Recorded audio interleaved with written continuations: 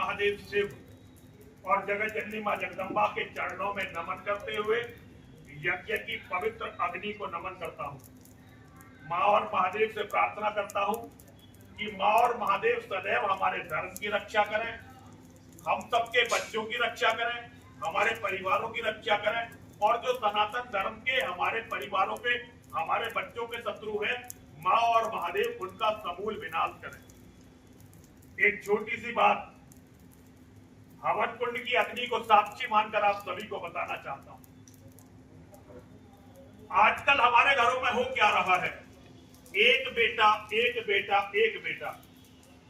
अगर किसी के पहला बेटा हो जाता है तो वो परिवार दूसरा बच्चा करना ही नहीं चाहता, और ज्यादातर क्या होता है, एक बेटा और एक बेटी। देखिए ये बहुत बड़ा पाप है। हमारा धर्म कहता है, हमारा वेद कहता है, और देखिए वेद का कोई वाक्य कभी झूठा नहीं हो सकता। एक बेटे के होने से तो बेटे का ना होना अच्छा है। ये वेद का वाक्य है कि एक बेटे के होने से तो बेटे का ना होना अच्छा है। अगर आप में से कोई एक बेटा करता है तो अच्छा है कि वो उसे भी ना करे। वस्तुतः आप एक बात समझिए, वो मां जो केवल एक बेटे को जन्म देती है नागिन की तरह होती है। जैसे नागिन अपने बच्चों को अंडे देती है फिर खुद ही खा जाती है, एक बेटे की मां ऐसे होती है कि उसने बेटा तो पैदा कर लिया अपनी मौज मस्ती के लिए, लेकिन उसके विनाश का कारण वही मां बनेगी। एक बेटा जिसका कोई सगा भाई है ही नहीं, इस पृथ्वी पर फिर उसकी मदद करने वाला कौन है? भगवान राम ने हमें बताया था कि भाई का क्या महत्व होता है।